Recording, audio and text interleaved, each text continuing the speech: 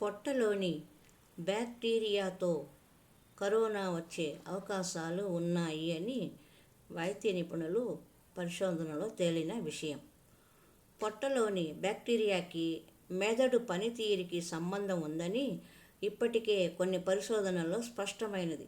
ముఖ్యంగా ఊబకాయము, అల్జీమర్సు, డిప్రెషన్ వంటి సమస్యలకు ప్రధాన కారణము బ్యాక్టీరియా లోపమే అంటున్నారు.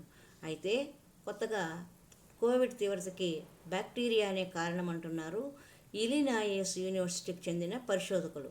ఇందుకోసం వీళ్ళు కోవిడ్తో ఆసుపత్రిలో చేరిన 100 మంది రోగుల్ని, ఆరోగ్యంగా ఉన్న మరో 100 మందిని గమనించారంట. ఆరోగ్యంగా ఉండే వాళ్ళలో ఉండే టైఫాయిడో బ్యాక్టీరియా, ఫీకలీ బ్యాక్టీరియా, యూ బ్యాక్టీరియా వంటి బ్యాక్టీరియా రకాలు కోవిడ్ రోగుల్లో కనిపించలేదంట. బైఫిడో బ్యాక్టీరియా, ఫీకలీ బ్యాక్టీరియా, యుబ్యా బ్యాక్టీరియా వంటి బ్యాక్టీరియా రకాలు కోవిడ్ రోగుల్లో కనిపించలేదు. అంటే ఆ 3 సాధారణంగా ఉండే వాళ్ళలో, ఆరోగ్యంగా ఉన్న వాళ్ళలో ఉంటాయి అని అర్థం.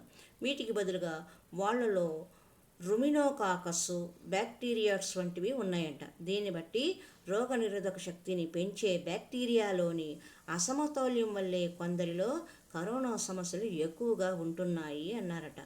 వాళ్ళలో కోవిడ్ వచ్చి తగ్గిన కొన్ని నెలల తర్వాత బ్యాక్టీరియాలో అసమతౌల్యం అలాగే ఉందంట.